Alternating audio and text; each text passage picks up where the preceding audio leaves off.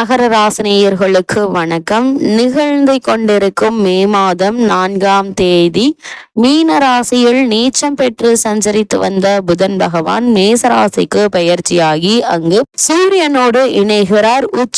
சூரியனின் உச்சராசியான மேசராசியில் இணையும் சூரியன் மற்றும் புதனால் மகர ராசினியர்களுக்கு புத ஆதித்ய யோகம் ஏற்படுகிறது. அந்த வகையில் மகர ராசினியர்களுக்கு என்ன மாதிரியான நன்மைகள் எல்லாம் ஏற்பட இருக்கு, கிரக நிலைகளின் ரீதியாக அமையிருக்கும் சாதகங்கள் என்ன, பாதகங்கள் என்ன, மேலும் என்ன மாதிரியான முன்னேற்றங்கள் எல்லாம் ஏற்பட இருக்கு, குறிப்பா இத்தருணங்கள்ல கிரகங்களுடைய சஞ்சார நிலைகள் என்ன என்று பார்க்கும்போது மேஷத்தில் சூரியனும் புதனும் இணைந்து சஞ்சரிக்கிறாங்க. அது மட்டும் இல்லாமல் ரிஷபராசியில் குரு பகவானும், கடகத்தில் செவ்வாய் நீச்சம் பெற்றும், சிம்மத்தில் கேதுவும், கும்பத்தில் சனி பகவானும் ராகுவும், மீனத்தில் சுக்கிரன் இணைந்து சஞ்சரிக்கிறாங்க. இந்த கிரகங்களுடைய சஞ்சார நிலைகளின் காரணமாக மகர ராசினியர்களுடைய வாழ்வில் குடும்ப சூழ்நிலை ரீதியாக உத்தியோகம், தொழில், வியாபாரம், கலைத்துறை, அரசியல் துறை, மாணவ மாணவிகள், விவசாயத்துறையினர், பெண்மணிகள் என அனைவருக்குமே என்ன மாதிரியான நன்மைகள் எல்லாம் ஏற்பட இருக்கு என்பது குறித்தான முழுமையான பதிவு தான் இந்த வீடியோல நம்ம விரிவா பார்க்க போகிறோம். அதற்கு முன்னாடி புதன் பகவானை பற்றி சற்று விரிவாக தெரிந்து கொள்வோம்.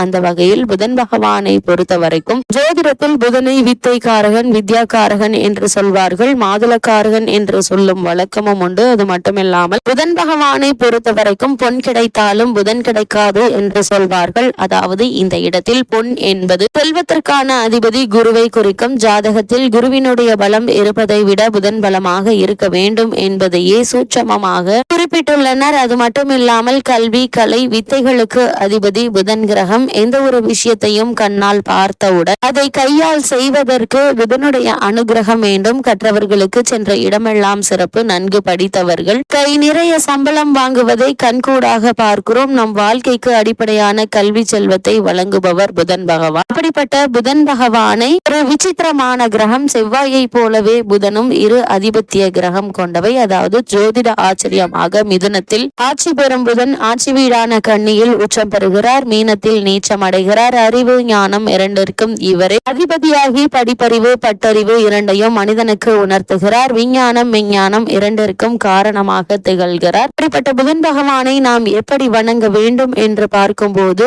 புதன் பகவானை புதன்கிழமை என்றில்லாமல் நவகிரக புதன் பகவானை எந்த நாளில் வேண்டுமானாலும் வந்து வணங்கலாம். நவகிரகத்தை 9 முறை வலம் வந்து மனதார வேண்டுகொள்ளுங்கள். வேண்டியதெல்லாம் புதன் பகவான் தந்தருள்வார் என்பது ஐதீகம். அது மட்டும் இல்லாமல் 6 லக்னங்களில் பிறந்தவர்களில் புதனுடைய வலு குறைந்து பலவீனமாக இருப்பவர்கள் சீர்காழிக்கு அருகில் இருக்கும் திருவெண்காடு என்னும் ஊரில் கோவில் கொண்டிருக்கும் ஸ்வேதாரணேஸ்வரரை புதன்கிழமையில் சென்று வழிபட்டால் நல்ல பலன்கள் கிடைக்கும். குறிப்பாக சென்னையில் இருப்பவர்கள் போரூரிலிருந்து குன்றத்தூர் செல்லும் வழியில் இருக்கும் கோவூரில் குடிக்கொண்டிருக்கும் சுந்தரேஸ்வரரை வணங்கினார் கூடுதலான பலன்களை பெறலாம் என்பது ஐதீகமாக உள்ளது. அந்த வகையில மகர ராசினியர்களுக்கு இந்த புதன் பெயர்ச்சி நிகழக்கூடிய இக்காலகட்ட கிரக நிலைகளை ஆராய்ந்து பார்க்கும்போது புதன் பயிற்சியினுடைய தொடக்கத்தில் உங்கள் ராசிநாதன் சனி குடும்பஸ்தானத்தில் பலம் பெற்று சஞ்சரிக்கிறாருங்க. பஞ்சமஸ்தானத்தில் குரு சுக்கிர பரிவர்த்தனை நிகழ்கிறது. இதனால் எதிர்பாராத பல நன்மைகள் உங்களுடைய வாழ்வில் ஏற்பட இருக்குதுங்க. அங்கனம் பரிவர்த்தனை பெற்ற குரு உங்களுடைய ராசியை பார்ப்பதால் தொட்டது துலங்கும். தொழில் முன்னேற்றம் ஏற்படும். பண நெருக்கடி அகலக்கூடிய ஒரு தருணமாக தான் அமைஞ்சிருக்குது. வளர்ச்சிக்கு குறுக்கீடாக இருந்தவர்கள் விலகுவாங்க. உத்தியோகத்தில் ஊதிய உயர்வுடன் கூடிய இடமாற்றம் கிடைப்பதற்கான வாய்ப்புகள் அதிகம் இருக்குது. சுபகாரிய பேச்சுக்கள் எளிதில்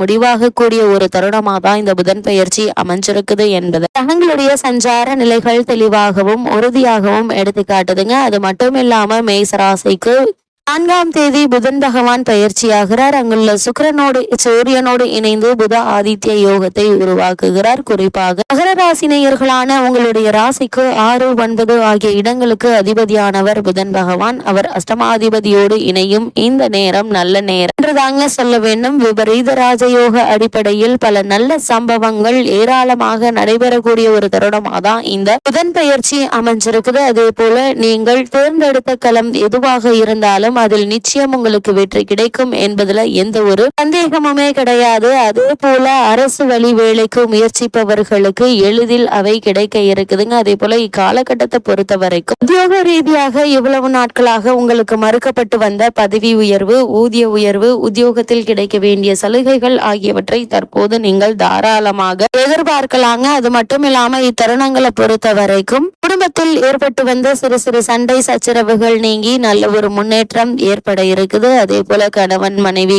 ஏற்பட்டு வந்த கருத்து வேறுபாடுகள் நீங்கி இருவருக்குள்ளும் அன்பும் அந்யோன்யமும் அதிகரிக்கக்கூடிய ஒரு தருணமா தான் இந்த புதன் பெயர்ச்சி இருக்கு என்பதை கிரகங்களுடைய சஞ்சார நிலைகள் தெளிவாகவும் உறுதியாகவும் எடுத்துக்காட்டுதுங்க. உங்களுடைய ராசிக்கு அஷ்டமாதிபதி சூரியன் மேசத்தில் உச்சம் பெறுகிறார். 5க்குரிய சுக்கிரன் 9க்குரிய புதனும் இணைந்திருப்பது யோக அமைப்பு என்று தாங்க சொல்ல வேண்டும். அதோடு குருவினுடைய பார்வை ராசியில் விழுகிறது. குரு சுக்கிர பரிவர்த்தனையும் யோகமாக இருக்கிறது. உங்களுடைய எண்ணங்கள் பலிக்குங்க, விளைவும் சாதகமாக இருக்கும். நல்லவற்றை நினைத்து முயற்சி செய்யுங்க, நிச்சயம் வெற்றி கிடைக்கும் என்பதுல எந்த ஒரு சந்தேகமும் கிடையாது. எதிர்பார்த்த ஊதிய உயர்வு, பதவி உயர்வு கிடைக்குங்க. தடைபட்ட சுப காரியங்கள் நடப்பதற்கான வாய்ப்புகள் அதிகம் இருக்குது. அதே போல் வழக்குகள் வெற்றி அடையுங்க. கலைஞர்களுக்கு புதிய ஒப்பந்தங்கள் கிடைப்பதற்கான சாத்தியக்கூறு அதிகம் நிறைந்த ஒரு தருணமா அமைஞ்சிருக்குதுங்க.